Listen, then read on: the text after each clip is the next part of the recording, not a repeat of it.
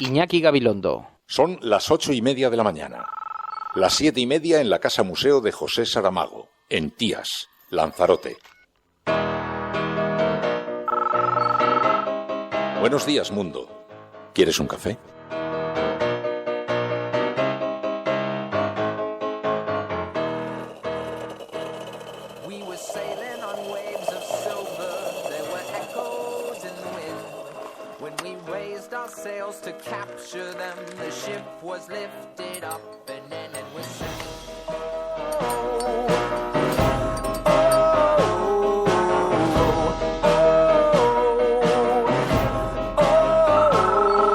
La cafetera de radiocable.com.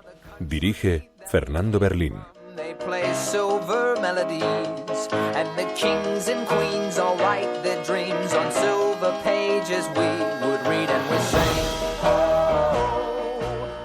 Lo que sí que demuestran es que el gran reto de España es movilizarse por un cambio político, pero un cambio con diálogo. Nosotros tenemos la confianza de los españoles y vamos a trabajar para ganarnos más confianza todavía. Son unos datos bastante pasados. O bien una gran coalición entre el Partido Popular y el PSOE, o bien un gobierno progresista formado por Unidos Podemos y por el PSOE.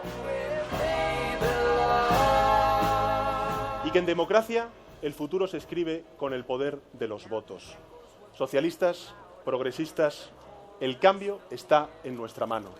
Me dijeron 2 veces que no, el 2 y el 4 de marzo. A la tercera va la vencida. ¡A por ello! España tiene que cambiar muchas cosas, pero no a peor, sino a mejor. No vale cualquier cambio. El único cambio que puede hacer a este país más grande es un cambio sensato, es un cambio tranquilo, es un cambio dándose la mano con el resto de españoles.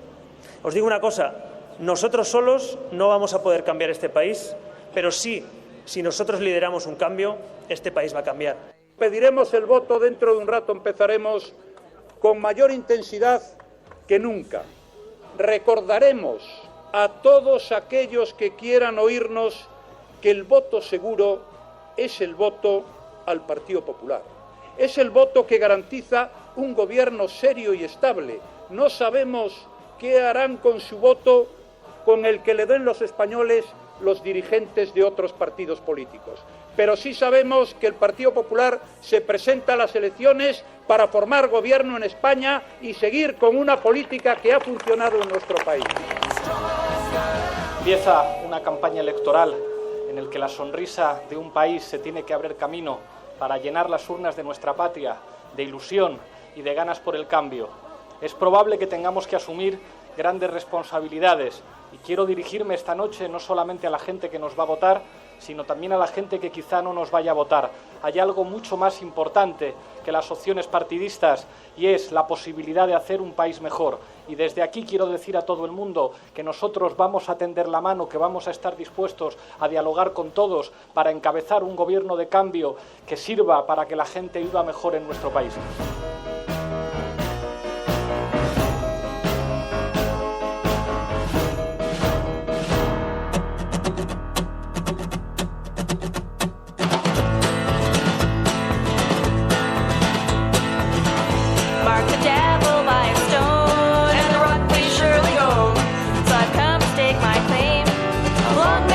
En la nueva democracia española, esta democracia naciente, que a mí me da muchas esperanzas, también me alarma un poco. Me alarma que los españoles vayan a caer en la ingenuidad de pensar que los sistemas políticos pueden remediarlo todo. No es verdad. La historia del siglo XX es la historia de las utopías convertidas en campos de concentración. Esa es la historia de la Unión Soviética y esa es la historia de China.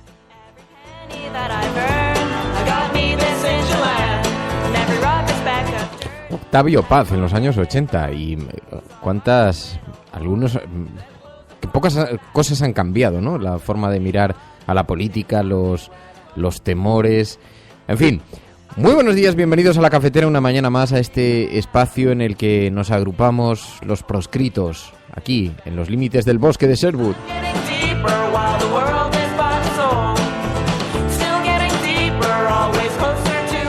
Yo siempre digo lo del bosque de Sherwood, pero ayer estuve con mi amigo Guille, nos fuimos ahí a recoger porque le había dicho yo a María Deportes decía, digo, tengo ya ahí unos muebles en casa en una casucha que tiene mi madre por ahí perdida en el campo, abandonada hace una casetilla así de herramientas, abandonada hace 35 años. Y entonces habíamos guardado allí unos muebles de jardín. Y le digo, y entonces me decía María, oye, hay que ir a Ikea por una mesa y unas sillas. Digo, que no, hombre, que no, que tengo yo ahí unos que voy a coger el coche, me voy una tarde con mi amigo Guille y los recogemos y los traemos. Y entonces resulta que ayer se nos ocurrió esa feliz idea y agarramos el coche. Cuando llegamos allí, las zarzas superaban la altura de nuestras cabezas.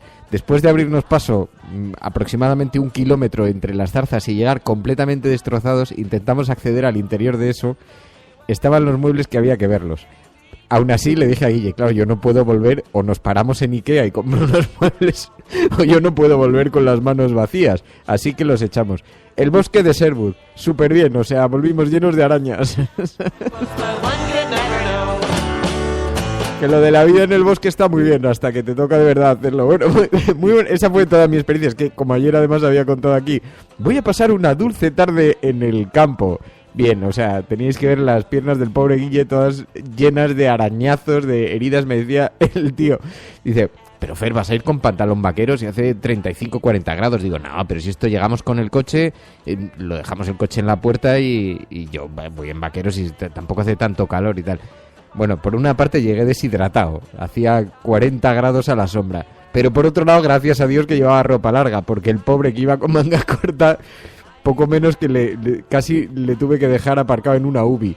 En fin, gracias, Guille, esos son amigos. De todas formas, qué importante, me daba cuenta, al final ya trajimos aquí los muebles, tuve que pasarme toda la tarde lavándolos. Digo, anda, que quién te viera, o sea, qué necesidad tenías haberte ido a Ikea, haberte comprado una silla, pero, en fin, cuando uno se le meten cosas en la cabeza. Pero hubo un momento muy importante y te das cuenta de lo formidable que es tener gente positiva alrededor, ¿no?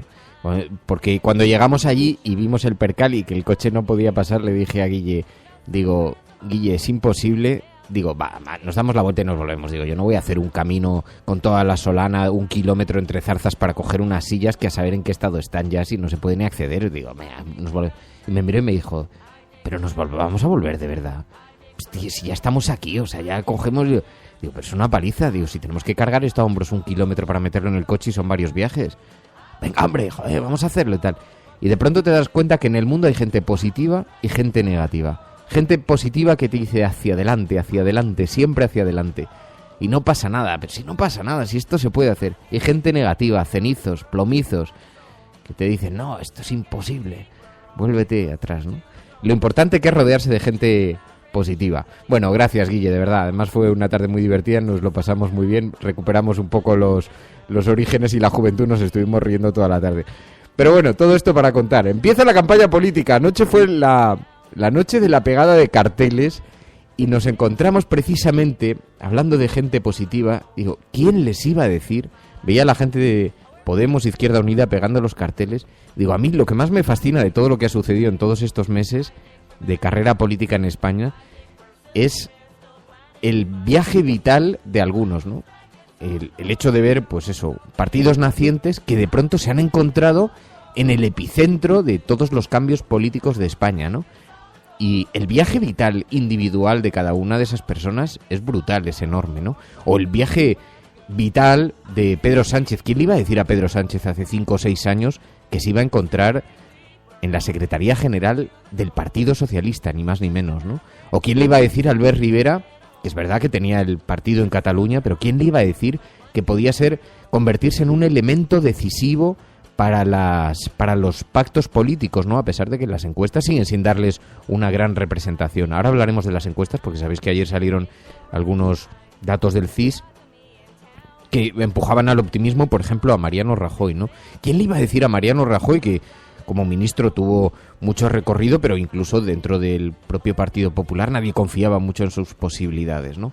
En fin, ayer se dio pistoletazo de salida a la campaña electoral, a esta recampaña, y de viajes vitales, de pegada de carteles, quiero que hablemos hoy. Por eso hemos elegido ese hashtag, la cafetera pegada de carteles. Porque en las estructuras de los partidos políticos hay una cierta emocionalidad, se vive siempre la noche electoral como el inicio de la campaña electoral, como una noche especial.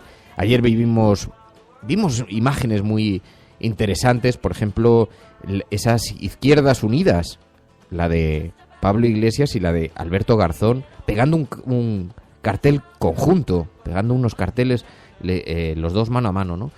Otro viaje vital también formidable y muy interesante, ¿no? Pablo Iglesias, ¿quién le iba a decir a Pablo Iglesias en aquel 15M que se vería liderando una formación que tiene aspiraciones a convertirse en decisiva para las formaciones de gobiernos para la formación de un eventual posible gobierno de izquierdas, ¿no? Así que, en fin, momentos muy intensos, muy interesantes para la vida política española, aunque se trate de una segunda vuelta, una recampaña, una nueva convocatoria electoral, llamémosle como sea, pero indudablemente importante para la vida política de este país. Bueno, muy buenos días a todos, bienvenidos a La Cafetera, muchísimas gracias por la compañía, como siempre, una mañana más. Pato Maruenda, no os pongáis esos links, esos nicks, que me vais a buscar un lío. Elena Noruega, Manulito, Enfermero Salesa ahí desde las tierras aragonesas, desde Castellote. Enfermero Salesa, lo voy a decir porque tú y yo entendemos los códigos enfermero, pero hay gente que no los... Resulta que mi familia va a un pueblecito que se llama Castellote, que está en Teruel, perdido en la Sierra del Maestrazgo, una preciosidad de lugar, que además tiene el embalse de Santolea, un pantano donde habéis visto alguna vez, he enviado yo fotos allí con la canoa, porque es un sitio para perderse verdaderamente maravilloso. Bueno, pues Enfermero Salesa vive allí, trabaja allí y de vez en cuando envía fotografías sobre las tierras de Castellote y es oyente de este programa y me hace una ilusión especial cuando veo tus mensajes, porque me conecta un poquito con Castellote, que ahora voy a ir unos días, ahora en veranillo.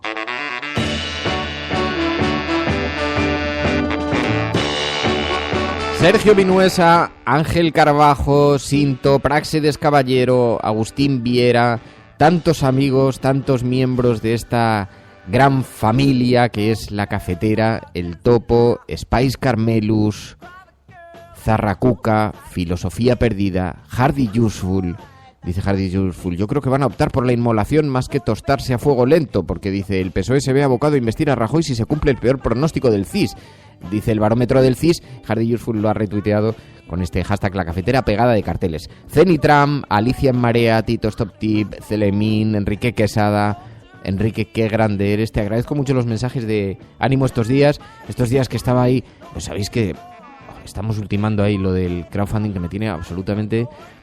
De verdad me tiene absorbido la cabeza. Y Enrique Quesada me enviaba mensajes que te agradezco mucho, Enrique, súper positivo, súper majo, porque es muy importante, si no, no hay proyecto que pueda salir adelante, ¿no? Celsius, Víctor María Loto, Jan Bedel, Jan, últimamente te veía por aquí. Dice, la diferencia entre la radio y los podcasts independientes en la radio. En la radio Fer no podría contarnos la anécdota de los muebles. Bueno, te digo que no te creas, cuando estaba... en el programa con Alberto Granados en la SER, o incluso con el propio Iñaki, había veces que me miraban como, pero tú marciano, ¿de qué estás hablando? Porque de pronto era como... Pero al final, estas son las cosas de la vida. Estas son las cosas... En fin, las cosas que nos pasan. Yo, cuando uno lee Twitter, a mí me gusta mucho ver qué cosas os están pasando, ¿no? Y cuando de pronto veo a alguien, por ejemplo, que envía un mensaje que dice, hoy es mi cumpleaños, lo estoy celebrando con amigos. Me gusta tanto como cuando alguien envía un link interesante de algún artículo de periódico o algo así llamativo, también me gusta verlo, ¿no? Pero me gustan mucho los mensajes que hablan de la vida. Ya os lo dije, lo que pasa es que no me seguisteis el juego y yo, pues oye, lo que vais diciendo. Pero os lo dije, yo este año, al inicio de la temporada, quería hablar mucho de la vida, de las cosas de la vida. Pero de pronto hubo un silencio ahí y me decíais, no, vamos a volver a la política. Digo, bueno, pues nada, pues la política. Pero es viernes y los viernes hay que hablar un poquito de la vida también. En fin, Mamen, felicidades. Ayer no dijiste nada. Ha sido tu cumpleaños y felicidades, Uve, va a ser tu cumpleaños mañana. Hay varios cumpleaños, Ubelán. Yo del 25 de mayo, dice Gerardo Iglesias. Bueno, Mamen Páez. Mamen también, otra persona que tiene una mirada, otra miembro de la familia, de la gran familia de La Cafetera, cada vez más numerosa, pero cada vez más cariñosa también. Y Mamen siempre con esa mirada sobre la vida tan positiva, tan amable, tan próxima, tan solidaria, tan cercana, siempre tan preocupada por los débiles. También nos gusta muchísimo leerte, verte, escucharte. Mamen Páez. Bueno, felicidades, felices cumpleaños a todos los que estáis. Veo que hay un montón de gente. Hace 9 meses hubo familias, veo, una familia muy... Fue una... No sé, tenéis unos genes muy de... A ver, hace 9 meses, ¿en qué cayó? Hay que ver, ¿cuándo les dio por procrear a los abuelos de la Resistencia? Bueno, estás escuchando La Cafetera. Si lo estás haciendo, eres la Resistencia. No estás solo.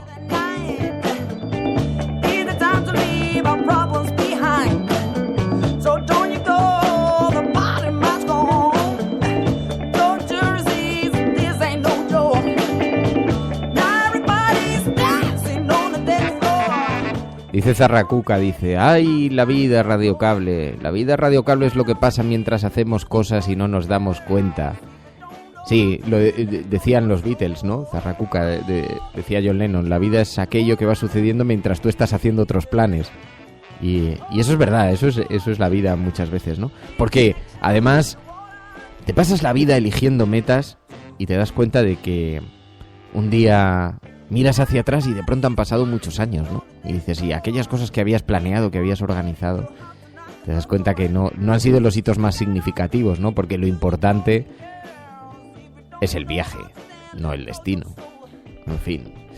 Bueno, vamos a empezar. Tenemos muchas cosas de las que hablar en el ámbito político, porque es verdad que como ayer se dio el pistoletazo de salida, anoche a las 12 de la noche se dio este pistoletazo de salida a la campaña electoral. Hubo diferentes pronunciamientos, arrancó esa campaña electoral. Dice el periódico El País que arrancó con el PP en cabeza y con Podemos en segunda posición. Yo en esto, primero, decía Iñaki Gabilondo que las empresas de encuestas son empresas muy serias y eso nos hace dudar un poco de las teorías de la conspiración, ¿no? Cuando se dice, no, las empresas de encuestas están intentando escorar el voto. Yo, más que desconfiar de las empresas que hacen las encuestas, desconfío más de la interpretación que hacen de las encuestas los medios de comunicación. Es decir, la forma en la que subrayan ciertos resultados también para movilizar, por ejemplo, a los votantes. El hecho de que se ponga tanto el foco sobre que Podemos va en segunda posición puede estar tratando de influir en los votantes para asustar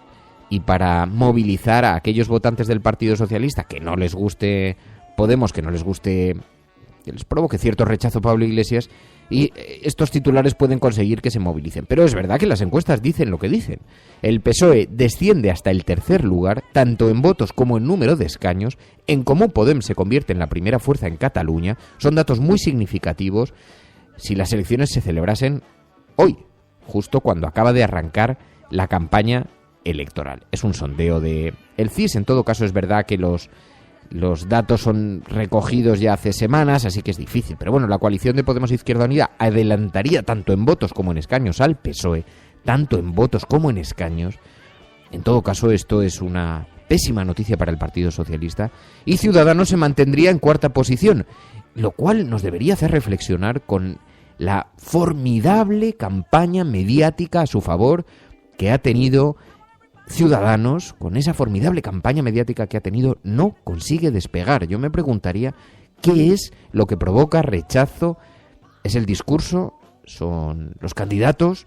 Porque mejor respuesta mediática no van a poder tener, ¿no? No habría un partido diseñado desde cero que pudiera conseguir semejante respuesta mediática. Al que se le estén perdonando, como se le están perdonando a Ciudadanos, asuntos muy serios, por ejemplo, que no encontramos en las portadas de los periódicos, ¿no? Han tenido problemas con sus estructuras en Murcia, en el norte de España, en diferentes localidades donde han dimitido en grupo los miembros de Ciudadanos, las cúpulas del partido en diferentes zonas del país.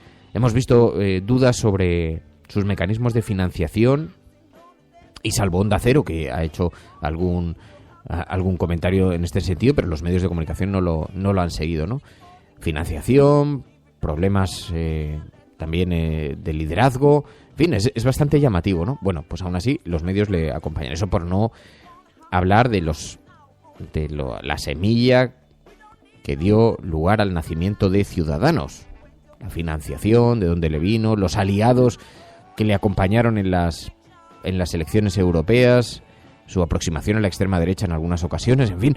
Y sin embargo, bueno, pues es verdad que eso no le pasa factura, pero lo cierto es que tampoco despega. Cuarto en las encuestas, Eso no es una buena noticia para Albert Rivera, precisamente. Ayer todas estas cosas, digamos que se situaban, estaban siempre en la superficie de los mensajes, siempre planeando sobre los discursos que lanzaron los diferentes partidos políticos, ¿no?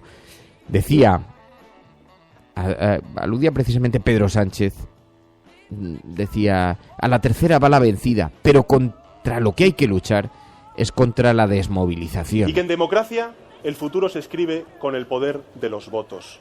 Socialistas, progresistas, el cambio está en nuestra mano. Me dijeron 2 veces que no, el 2 y el 4 de marzo.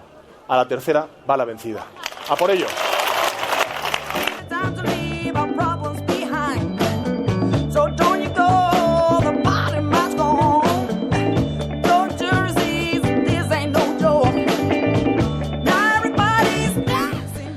Le preguntaron al PSOE precisamente sobre las encuestas, decían, bueno, es que son datos, los datos del CIS son ya muy pasados. Son unos datos bastante pasados. Bastante pasados. También le preguntaron a Pablo Echenique. El análisis que hizo fue, sobre estos datos del CIS, el análisis que hizo fue las coaliciones que significan, si estos datos fueran finalmente los que se produzcan en las urnas, son o coalición con el PP o coalición con el PSOE. O bien una gran coalición entre el Partido Popular y el PSOE, o bien un gobierno progresista formado por Unidos Podemos y por el PSOE.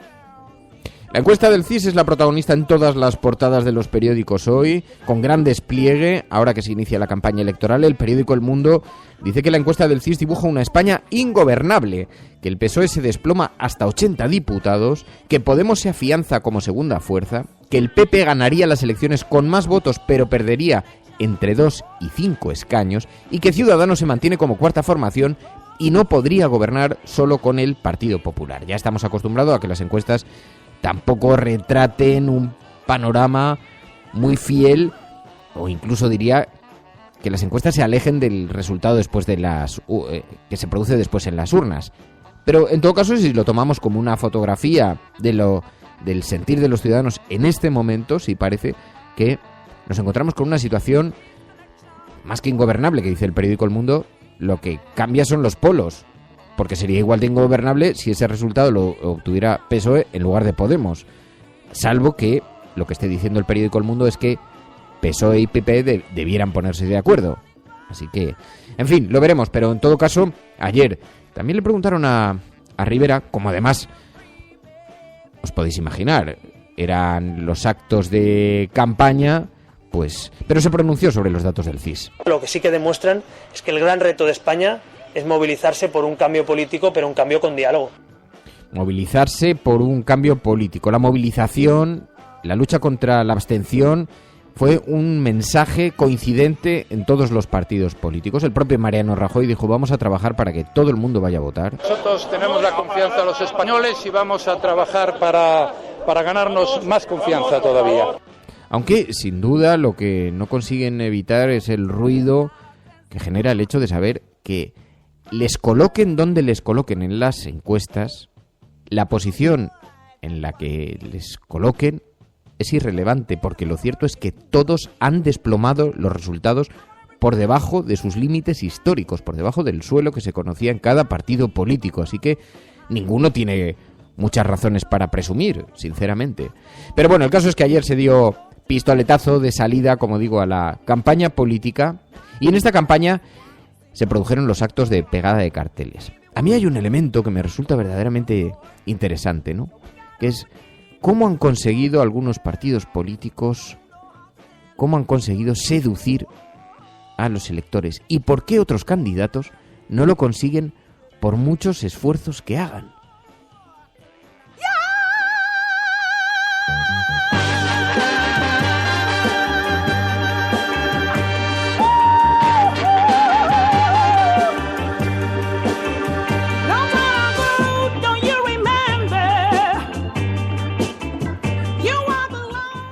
Buenos días a todos.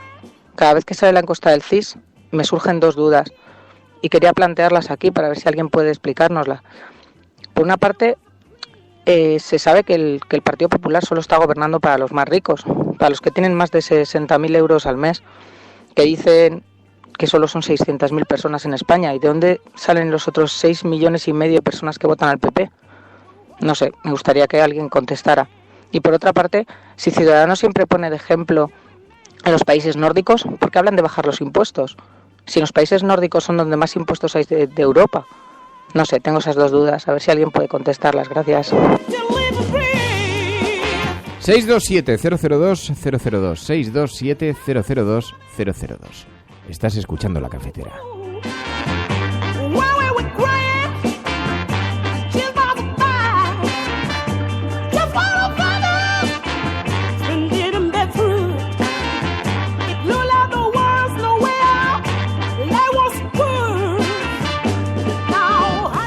Te preguntas acerca de la falta de despegue de Ciudadanos y de el pacto de no ataque, pero si es que por sí mismos se descalifican, empezando por el viaje a Venezuela, que eso fue un horror, fue vergonzoso ver a una persona, eso sí que es populismo y llorar, en fin.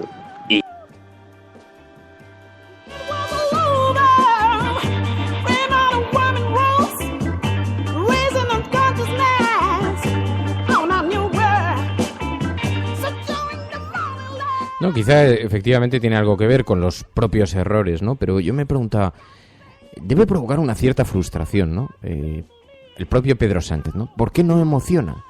¿Por qué no seduce? Es un tipo que tiene muchas cualidades y se le ve, es un tipo es un tipo guapo, es un tipo amable, es un tipo, digamos, que en términos de marketing político podría ser un buen candidato sobre el papel, ¿no? Pero hay alguna razón que le distancia. Tampoco es exactamente lo que dice, porque, fijaos, es una cuestión solo de formas, la forma en la que se dirige a la gente. Tiene que serlo porque mirad a Alberto Garzón, por ejemplo, ¿no? Alberto Garzón es un tipo cuyo discurso en un país como España casi podría ser considerado por muchos revolucionario. Sin embargo, es una persona que cae bien, que cae simpático, ¿no? Así que tiene algo que ver también con las formas, con la manera de aproximarse a los demás. Y en esto yo creo que esto es una lección interesante que deberían tomar algunos, ¿no? No solamente los políticos, también los periodistas, pero también las personas, los ciudadanos, ¿no? A veces las formas son verdaderamente relevantes. Nos acercamos de manera demasiado abrupta a los demás, intentándoles meter el dedo en el ojo, ¿no? Manifestando que yo sé muy bien esto, que tú no tienes ni idea, y le metes el dedo en el ojo al de al lado, ¿no? Y dices, ¿y por qué no tengo amigos? Por eso. Por eso. Entonces, toda esta campaña que han iniciado en los partidos políticos, tan hostil unos contra otros, tiene consecuencias. Y si a mí me preguntase Pedro Sánchez, oye, ¿por qué no seduzco? ¿Por qué no emociono como Pablo Iglesias? ¿Por qué emociono tanto como Y fijaos que Pablo Iglesias es el paradigma de lo contrario, ¿no? Que ha metido mucho el dedo en el ojo también a los de al lado. Pero, no sé, por alguna razón llega. Pero, sin embargo, el caso de Alberto Garzón a mí me parece muy paradigmático, ¿no? Dice, ¿por qué gusta a la gente Alberto Garzón? Gusta porque es un buen tipo, ¿no? Porque es un tipo confiable y porque le ves una cierta bondad, pero tampoco le ves un tipo timorato, ¿no? Defiende con insistencia sus principios, pero los defiende con amabilidad también, ¿no? Hay algo de lección en todo esto, ¿no? Ayer pegaron carteles, todos menos hubo diferentes formas de pegarlos. Iglesias y Alberto Garzón de forma conjunta. Esto ya era una anomalía. Hicieron una pegada de carteles tradicional, con su pegamento y con su brocha y pegado a una... ahora ya no se pega exactamente en una partel, sino en un panel para que sea fotografiado, etcétera, etcétera, ¿no? Pero vimos a Albert Rivera pulsando unas pantallas que le habían colocado, un gran cartel digital. Claro, yo no le habría recomendado hacer eso, ¿no? Porque le situaba un poquito como el candidato de verdad del IBEX. O sea, tienes unos recursos, macho. O sea, tienes una pantalla, vas ahí con la mano, pum, me pega un cartel digital y tal. Que por otra parte muestra una imagen muy moderna del país, muy tecnologizada, muy tal. Pero claro, mientras estamos hablando de desahucios, de una situación verdaderamente de emergencia que está viviendo la ciudadanía española, la imagen era bastante chocante. pero nada en comparación con la de Mariano Rajoy. La pegada de carteles consistió en un gran plasma gigante, en una pantalla gigante, que no sé si es lo más apropiado para quien ha hecho precisamente del plasma un icono, ¿no? Y lo hicieron a ritmo de zumba o de la música esta latina que han diseñado, así de organillo, y escuchaba al Partido Popular insistiendo tanto con esta música, digo, lo deben tener absolutamente calculado, ¿no? Deben estar persiguiendo un porcentaje de voto latino en España, o de ascendencia latina, porque la insistencia es permanente, es constante, ¿no? Bueno, pues allí escuchamos cómo se pronunciaron algunos partidos políticos. Mariano Rajoy dijo: vamos a pedir el voto, y está claro que van a poner mucho interés en luchar contra esa abstención. Pediremos el voto, dentro de un rato empezaremos con mayor intensidad que nunca. Recordaremos a todos aquellos que quieran oírnos que el voto seguro es el voto al Partido Popular. Es el voto que garantiza un gobierno serio y estable. No sabemos qué harán con su voto, con el que le den los españoles los dirigentes de otros partidos políticos. Pero sí sabemos que el Partido Popular se presenta a las elecciones para formar gobierno en España y seguir con una política que ha funcionado en nuestro país.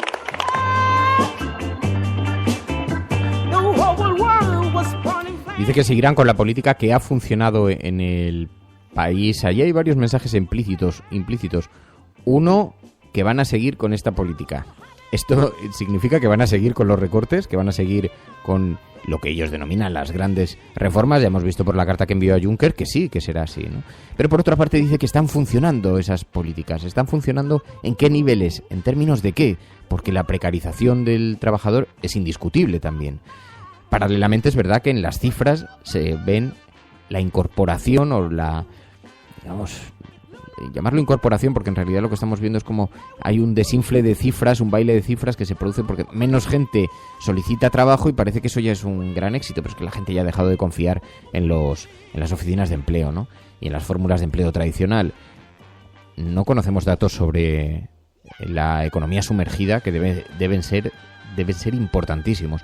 Pero bueno, el caso es que es verdad, todos se están lanzando estos mensajes pidiendo el voto, luchando contra la abstención, porque ojo al titular de hoy en la portada del ABC. 1 de cada 3 españoles va a decidir su voto en la campaña. 1 de cada 3. Sucedió de forma parecida en la anterior convocatoria electoral. Dice el periódico ABC que el PP ganaría las elecciones y Unidos Podemos adelantaría al PSOE en sufragios y en escaños.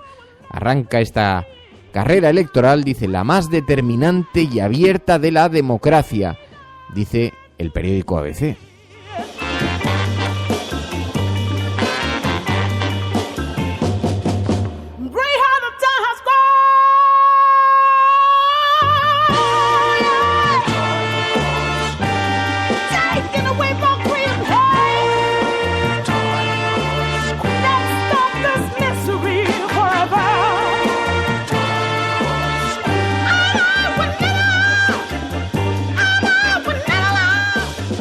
Buenos días, cafeteras.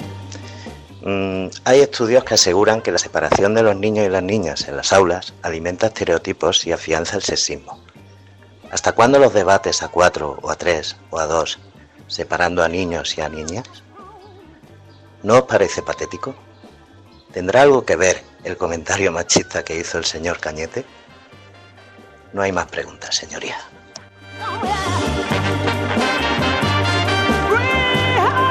Es verdad que ayer vimos en televisión ese debate con candidatas, con mujeres de los diferentes partidos políticos. Yo debo confesar que el formato me pareció interesante, me llamó la atención y sin embargo el contenido me pareció absolutamente aburrido. No me interesó lo más mínimo porque vimos una sucesión de repetición de consignas y mensajes, los mismos que llevamos escuchando desde hace meses, sin variar en lo más mínimo las propuestas y unos modos y unas formas, es verdad que mucho mejores que las que hemos visto en otros debates, mucho más educadas, pero sin embargo unas formas muy parecidas, ¿no? De reproche al contrario, envuelto en educación, pero reproches igualmente. Bueno, el caso es que ayer Albert Rivera dijo: España tiene que cambiar, sí, pero no tiene que cambiar a peor. España tiene que cambiar muchas cosas, pero no a peor, sino a mejor. No vale cualquier cambio. El único cambio que puede hacer a este país más grande es un cambio sensato, es un cambio tranquilo, es un cambio dándose la mano con el resto de españoles. Os digo una cosa, nosotros solos no vamos a poder cambiar este país, pero sí, si nosotros lideramos un cambio, este país va a cambiar.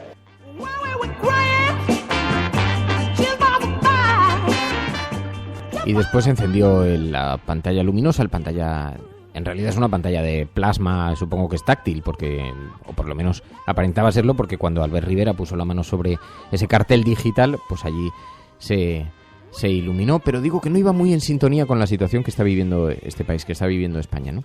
Tiene que cambiar, dice, tiene que cambiar a peor, y para eso no tiene que cambiar a peor, perdón, y para eso Ciudadanos va a ser decisivo, decía Albert Rivera.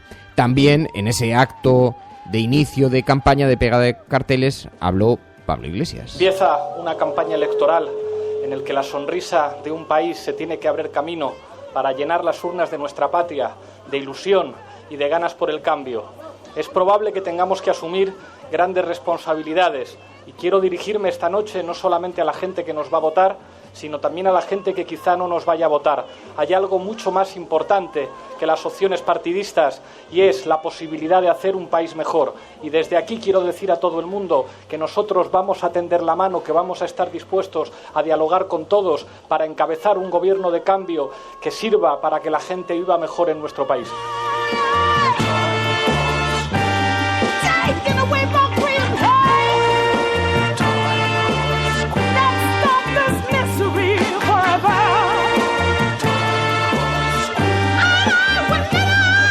Sospecho que en esta campaña vamos a escuchar mucho la palabra patria.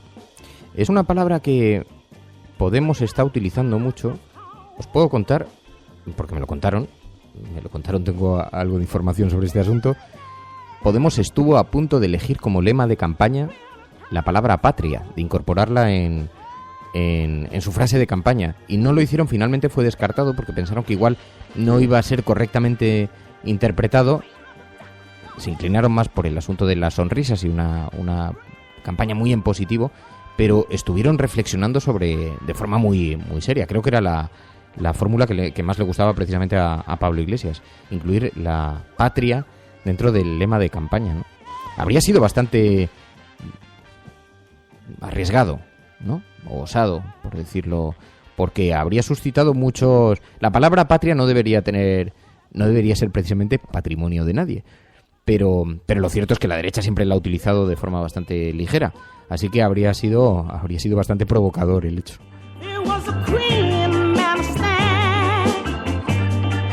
Pero evidentemente la patria no tiene propietarios, ¿no? Y menos de aquellos que se dicen patriotas y ponen el dinero en Suiza. Bueno, me dice Ataraxia, dice Fernando, la base del himno del Partido Popular es merengue. No sé qué dicho debió decir, que tiene zumba pero me gustaba más. Es muy de Berto Romero. Zumba. Berto, no estarás haciendo ahora unas berenjenas. Es que es muy grande Berto Romero. Me ha puesto un mensaje a primera hora de la mañana, que yo estaba sentado en el estudio, y me pone un mensaje y me dice, oye, que estoy buscando el canal de Telegram, ¿cómo me suscribo? Y le he dicho, oye, si quieres te llamo y hablamos en antena, digo, si tienes alguna obra o algo. Y entonces, como es tan majo, me dice, oye, no, si quieres me llamas, si es por rellenar espacio. Digo, no, Berto, si es que me encanta que hablemos. Además, te diré, bueno, a él se lo he contado personalmente, ¿no? Porque además puedo contar algún pequeño secreto. Algunas veces, cuando viene a grabar a Madrid los miércoles, alguna vez se viene a cenar a casa. Nos llevamos muy bien. Es un tipo absolutamente formidable. Tiene totalmente conquistado a mis amigas. Totalmente conquistado. O sea, cada vez que viene les encanta. Bueno, y el caso es que ha venido a cenar alguna vez a casa, ¿no? Algunos miércoles cuando tiene que grabar en Madrid, y se viene y nos quedamos tomando un vinito por la noche y charloteando y tal. Y entonces, Berto Romero, yo ya sé, esto ya se lo he dicho a él algún día, pero yo antes de dormir, para dormirme de forma positiva y alegre y pensando en cosas divertidas, me pongo vídeos suyos. Y entonces parece un poco obsesivo, pero no, lo hago con cariño, Berto, lo hago con cariño. Pero es verdad que te acuestas con una sonrisa, porque es el tipo más majo, más divertido. Y luego en persona es exactamente igual, es así, es un tipo alegre, siempre positivo, pero enormemente reflexivo. Te lo encuentras mirando siempre con una gran sonrisa, pero te lo encuentras mirando y de pronto te suelta una reflexión sobre, oye, pero los inicios de la izquierda es así es muy de Tolstoy. No, pero eres un tío muy majo, Berto, de verdad. Bueno, el caso es que Digo que zumba, que sería una palabra muy de monólogo de Berto Romero, pero a mí sí me pegaba que el ritmo del himno del PP era muy de zumba, pero resulta que es de merengue la base, no lo sé, yo no estoy puesto en músicas latinas, todavía no eso. Dice Hardy Useful, dice, oye, ¿por qué no le pides a los Tennessee que hagan el jingle del PP? Porque entonces igual te hacías votante del PP, Hardy, porque tú dices que no, pero en el fondo ahí te vas conectando con... Pero ves, echas de menos la música de Tennessee. Bueno, estás escuchando La Cafetera.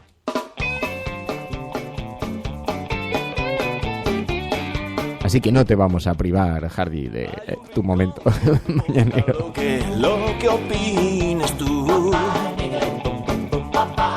es una radio diferente y llena de noticias y de blues. Es medio... Estoy de acuerdo contigo con que Garzón tiene un tono más amable que Pablo Iglesias, quizás, pero sin embargo yo creo que la clave está en que a los medios no les ha dado por machacar a Izquierda Unida ni a Garzón. O sea, para mí la clave es esa, lo que digan los medios influye de una forma brutal en la opinión pública. A mi madre, antes de que le machacaran a Pablo Iglesias, le encantaba Pablo Iglesias y sin embargo ahora le encanta Ciudadanos. Dime tú si tiene algo que ver los efectos de los medios. En La Cafetera tú puedes seguir. Absolutamente, tienes razón. Yo ya lo dije aquí cuando firmó el pacto con Podemos, Izquierda Unida, dije que se prepare Izquierda Unida porque hasta ahora lo han considerado, como no tenía muchas opciones o no se le veía muchas opciones en las encuestas de ser decisivos, pues los medios le han tratado incluso no ya con condescendencia, lo han tratado con amabilidad para ver si así fraccionaban el voto de las izquierdas y bueno, y dije, cuidado cuando firme el pacto que lo van a machacar en cada entrevista, pero lo que es verdad es que sus formas ayudan mucho, ¿eh? Te diré que estoy de acuerdo contigo en lo que dices, en lo que dices sobre cómo los medios de comunicación apoyan o no apoyan, pero es verdad que en el caso de Alberto Garzón ayudan mucho, porque yo he oído a algunos, vamos, a mí me lo dijo abiertamente Eduardo Inda el otro día en una tertulia. Estábamos durante la publicidad y ponen un vídeo que estaban preparando para poner a continuación y se ve a Alberto Garzón. Y entonces Eduardo Inda, que no es precisamente sospechoso, me mira y me dice, me cae bien Alberto Garzón, es un buen tipo, ¿no? Se le ve buen tipo. Y lo dijo en serio, lo dijo sinceramente. Así que es verdad que ha conseguido, creo que por las formas, seducir bastante a la gente, ¿no? Seducir bastante incluso al contrario. A lo mejor es porque es verdad que no le ven con capacidad para que sus políticas se pudieran desarrollar o poner en marcha, ¿no? Pero... La radio diferente, ¿quién opina? Eres tú.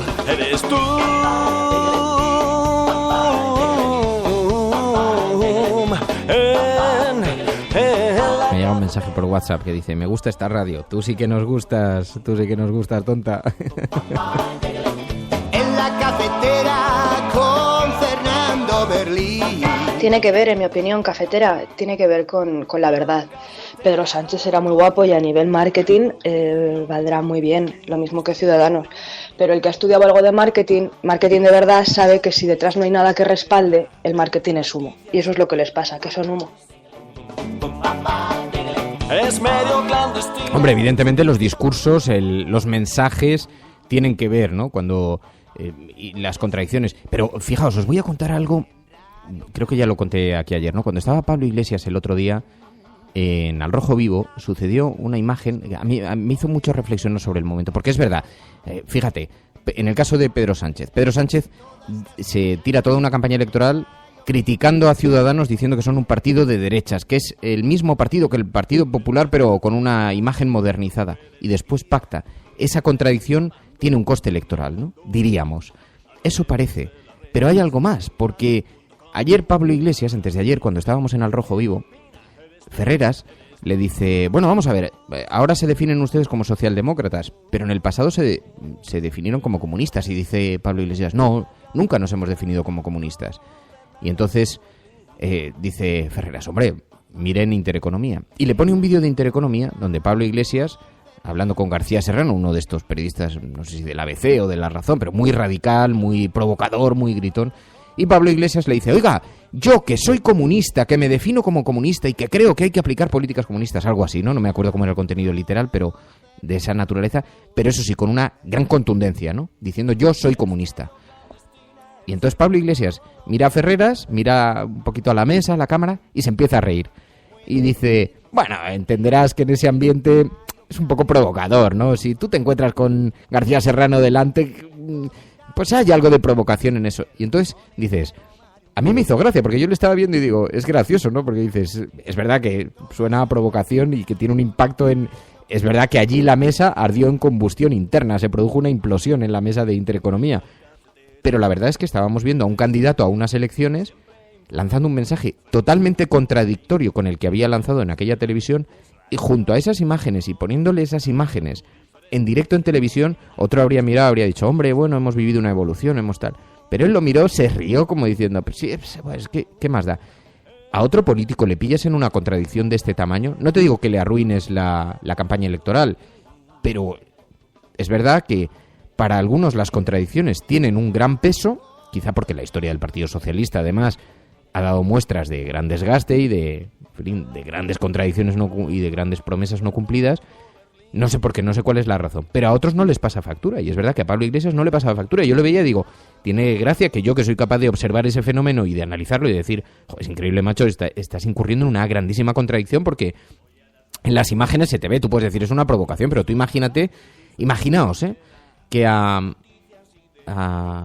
Mariano Rajoy, por no poner a Albert Rivera, a Mariano Rajoy le sacan un vídeo en una televisión en Galicia, por ejemplo, de hace 15 años o 20 años, en los que dice, a ver, yo que me confieso ultraliberal o neocon, yo que soy neocon, claramente lo que digo es que tal, y se lo sacas ahora en campaña. Joder, le haces un buen roto, ¿eh? No creo que se pudiera reír y decir, bueno, pero eso era una provocación y que no pasase nada, habría debate en torno a ese asunto, ¿no? Otra cosa es que hablemos de otros temas, relacionados con Podemos y los muchísimos ataques que recibe, todo eso, que es verdad, eso es indiscutible. Pero estaréis conmigo en que a veces no tiene que ver tanto en las contradicciones, ¿no? Y luego dice Mirolas, es verdad, dice, hombre, Fernando, lo que pasa es que la gente somos conscientes de que una cosa es Iglesias y otra cosa muy diferente es Podemos. Y efectivamente tienes razón, ¿no? Y yo creo que en eso la gente, los votantes de Podemos, son bastante reflexivos para eso, ¿no? Que es como, ya, pero es que el hecho de que él se haya definido como comunista en el pasado no significa que las políticas de Podemos tengan que serlas, porque las políticas de Podemos no las define Pablo Iglesias, las define Podemos, que no solamente los círculos ciudadanos, las votaciones que hacen, que son recurrentes a través de la red, etcétera, etcétera, ¿no? Así que incluso aunque se hubiera definido así, pero yo no estaba hablando de eso, porque él no se definió como comunista y ahora dice yo soy comunista, pero las líneas de Podemos son otras, ¿no? Ahora lo que dice es que aquello no existió, que fue una provocación, ¿no? Que no pretendía decir que lo fuese de verdad, ¿no? Así que, en fin, es llamativo, a mí me llamó la atención, yo no pretendo juzgarlo en absoluto, pero me pareció llamativo. Buenos días, Fernando y Resistencia. Mira, os voy a contar una cosita, es que el otro día estuve en el meeting de Alberto Garzón en Donostia. Y sí se nota esa estrategia de campaña de patria y de país, ¿no? Entonces, claro, en Euskadi la palabra país no es lo mismo que la palabra Estado, todo tiene sus implicaciones, ¿no? Entonces, aunque la gente estaba muy animada, muy motivada y todo salió estupendamente, pues bueno, las continuas referencias al país, se notaba que, en fin, que era un discurso hecho no especialmente para aquí, ¿no? Que normalmente pues la gente son más sensibles con este tema. Puedes seguirnos en la... No, absolutamente, ¿no? Absolutamente. Y no solamente eso, tú fíjate, Daniel estaba diciendo, ¿cómo se asumen los discursos, no? Daniel estaba diciendo en el chat, decía, ¿pero en qué momento se ha aceptado en España que comunismo es algo esencialmente negativo? Dice, ¿no os choca mucho que se hable de comunismo asumiendo eso? Y a mí me parece, claro... En eso yo creo que Podemos acertó cuando decía no se trata de izquierda o derecha. En realidad no es que estuviera diciendo nosotros no somos de izquierdas, como dicen algunos en las tertulias, no. En realidad lo que estaba diciendo es, en España la palabra izquierdas tiene connotaciones, la etiqueta tiene connotaciones complicadas para un partido político. ¿Por qué? Porque aquí el peso del franquismo ha hecho mucho. Imagínate, como dice Elena Noruega, ¿no? Si un comunista se presenta en España y gana las elecciones sin mayoría absoluta... Dice, ¿dónde está el miedo para esos que lo temen, no? Pero es verdad, ¿no? y tiene que ver con el peso del franquismo, ¿no? Y cómo eso claramente ha penetrado en toda la sociedad española y el comunismo se parece, y sobre todo en algunos foros, lo cuentas entre gente muy mayor, porque la gente más joven es diferente, ya lo observa con otros ojos, ¿no? Pero si lo cuentas entre gente muy mayor, te miran como hay gente que te dice, los comunistas, a ver si van a llegar los comunistas al gobierno, se comen niños, o sea, que prácticamente eso ha calado, ¿no? Y eso es relevante también. Claro, dice Pato Maruenda, dice, ¿será que no se tiene ni idea de qué es ser comunista, no? Pero claro, todo ese ejercicio de pedagogía, pues también. Pero como dice Elena, es que algo nos huele en los pies a franquismo. Siempre informando, Fernando. Esto no pasa en otros países, ¿eh? Hay un libro muy interesante, aquí entrevistamos al autor un día, de CT, Cultura de la Transición, se llama el libro, CT, Cultura de la Transición, que habla de todo esto precisamente, ¿no? De cómo el mensaje durante la transición, por el miedo a la repetición de la guerra civil y por las presiones de los grupos más, de las oligarquías más instaladas del franquismo, todo el mensaje se concentró en torno al centro político, ¿no? Y los márgenes quedaron completamente fuera de la discusión. Sin embargo, tú vas a Francia y pones la televisión y te encuentras, por ejemplo, con que hay un comunista como Tertuliano, un comunista, abiertamente comunista, y no tiene en absoluto esa connotación negativa que tiene aquí en España, ¿no? Y te encuentras con que alguien que se declara abiertamente anarquista tiene espacio en televisión. Aquí en absoluto, y sin embargo te encuentras a liberales cuya filosofía política tiene muchos puntos de conexión con el anarquismo, muchos, no voy a decir que tengan nada que ver, porque obviamente no tienen nada que ver, ¿no? Pero tienen puntos de conexión sobre la presencia del Estado, por ejemplo, en fin. Y te encuentras anarquistas en televisión. Eso aquí en España es absolutamente impensable, mientras que sí nos encontraríamos a un liberal en televisión, ¿no? Y eso es por toda esta presión, como digo, por toda esta cultura de la transición. Bueno, escuchas La Cafetera. Drank the poison, I believed the lies, I was left broken hearted, I became paralyzed, I could talk about all the sad things, I could sit. Buenos días, Fernando. No es solo que sea malo ser comunista en España o decir que eres comunista y que sea negativo y que tenga una etiqueta negativa. Es que parece que solo hay o capitalismo o comunismo. No hay nada. Si dices que eres anticapitalista, enseguida te ponen la etiqueta de comunista y a lo mejor no coincide.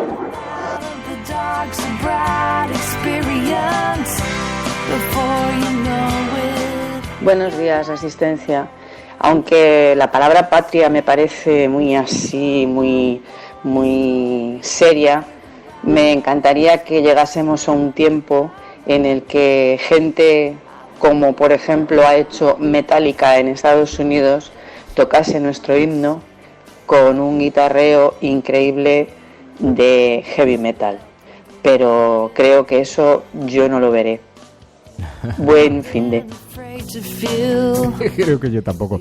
Bueno, por último, el periódico La Razón. España decide la moderación del PP o el radicalismo de Podemos, dice el periódico de Paco Maruendas. Dice, el CIS marca el arranque de la campaña electoral, el PSOE perdería 12 escaños, caería a la tercera posición con el peor resultado de su historia. El más votado, el Partido Popular, volvería a ganar y subiría medio punto en porcentaje de voto, pero podría perder entre 3 y 5 diputados. Y, dice, pactos, ni el bloque de derechas ni el de izquierdas sumaría, por lo que Sánchez decidiría si deja gobernar a Rajoy o a Iglesias. Hasta el periódico La Razón coloca a Pedro Sánchez en un espacio ideológico indefinido, porque dice, el bloque de izquierdas o el bloque de derechas, la decisión dependería de Pedro Sánchez.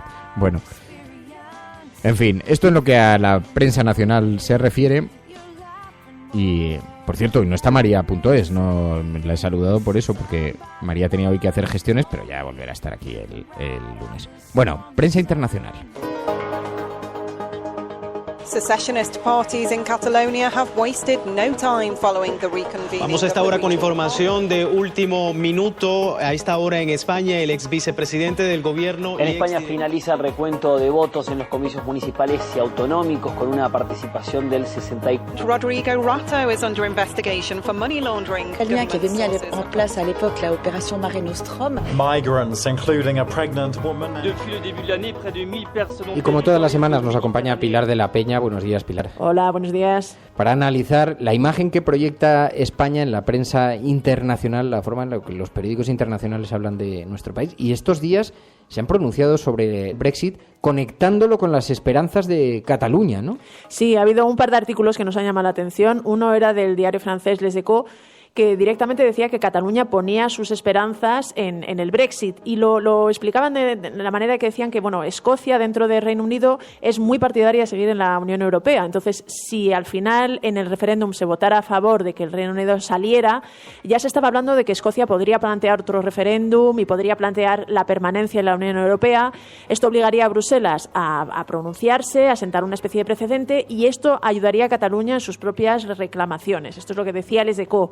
También ha abordado la cuestión de Guardian, el diario británico, porque han entrevistado al presidente catalán Carles Puigdemont, y ahí señalaban que era de los pocos líderes europeos que mostraban bastante simpatía hacia el Brexit y hacia los políticos y las reivindicaciones del Brexit. De hecho, decían que se parecían mucho al propio discurso independentista catalán, y también lo vinculaban un poquito que ese apoyo tenía relación con las propias esperanzas de Cataluña de que Reino Unido y Escocia les guiaran un poco, les marcaran un camino que ellos pudieran aprovechar. Después hemos visto que en The Guardian Paul Mason decía que Podemos podía servir como llamada de atención, o debía servir de llamada de atención a la izquierda europea, ¿no? Esto me ha llamado la atención. Sí, Paul Mason es un periodista británico bastante conocido. De hecho, antes trabajaba para la BBC y fue el autor hace años de un reportaje que causó mucha polémica en España, porque lo llamaba, era el Gran Crash español. Se centraba mucho en Valencia y repasaba un poquito toda la historia de la caída de España. Entonces, es verdad que es un periodista que conoce bastante bien España.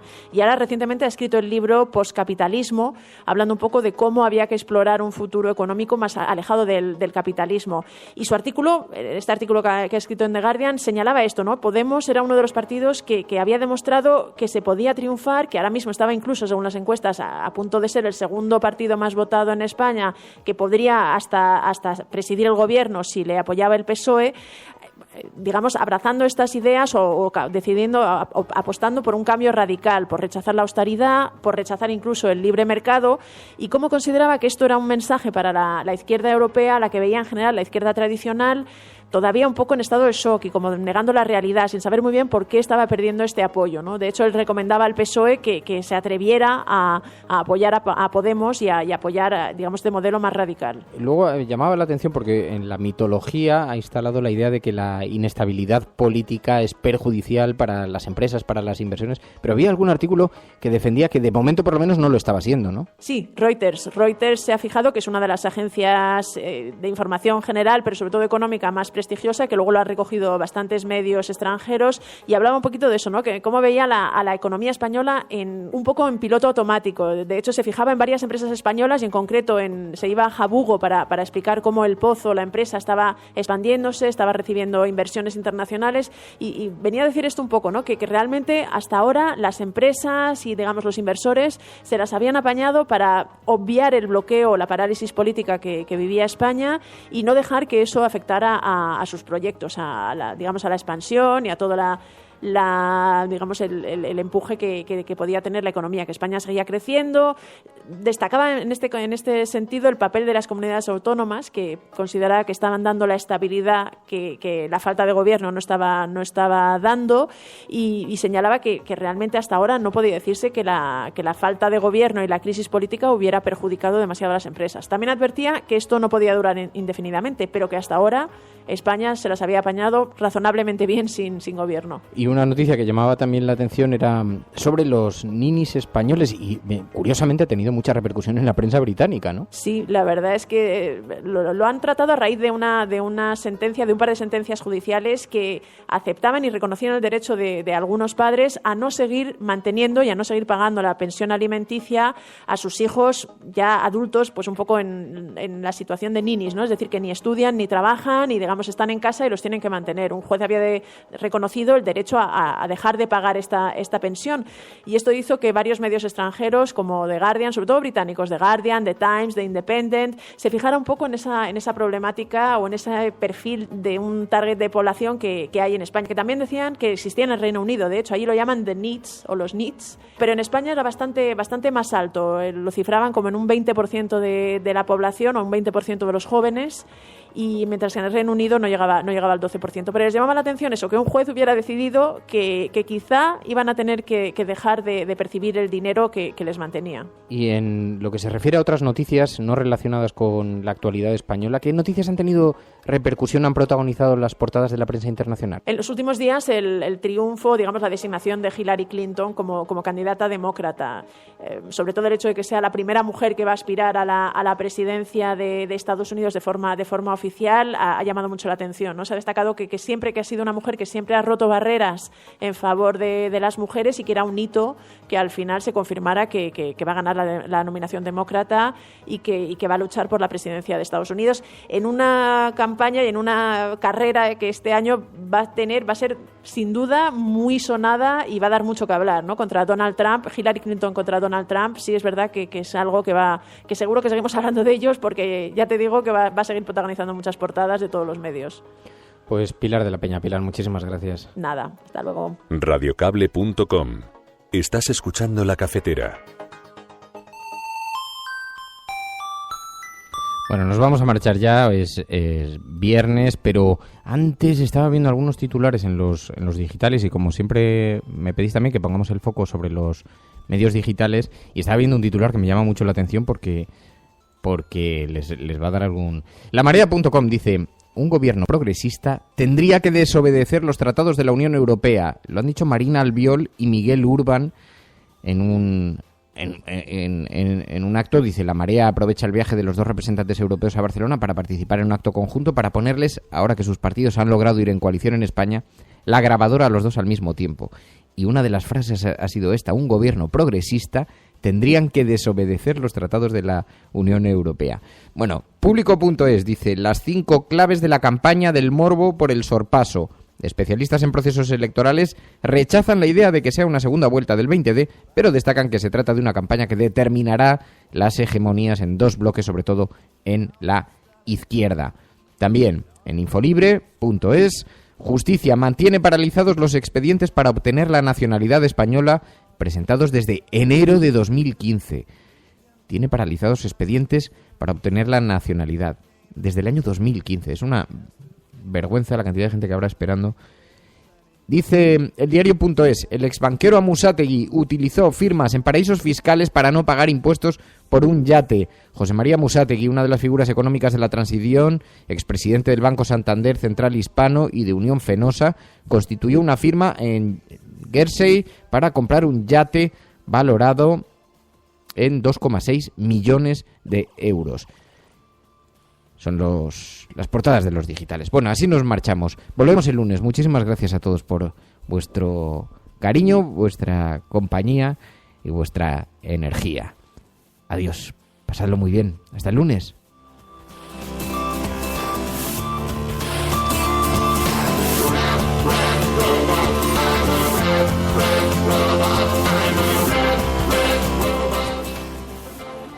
Maese, buenos días.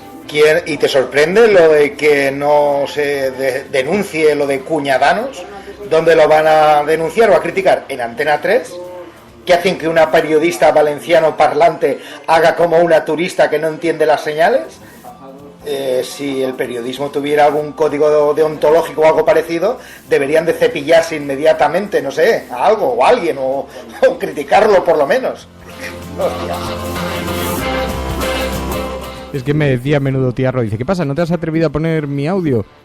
La verdad es que no lo había escuchado, Menudo Tiarro. Lo que pasa es que han llegado como 20 o 25 mensajes y parte se han quedado sin ver, pero digo, como que no, pues ahí lo tienes. En fin, ¿sabes? O sea, a mí me parece bien, oye, que cada palo aguante su vela. Quiero decir que si tú puedes criticar, estaría bueno. Solo faltaba, para eso está este programa. Bueno, muchísimas gracias a todos. Nos vemos el lunes, ahora sí. Adiós.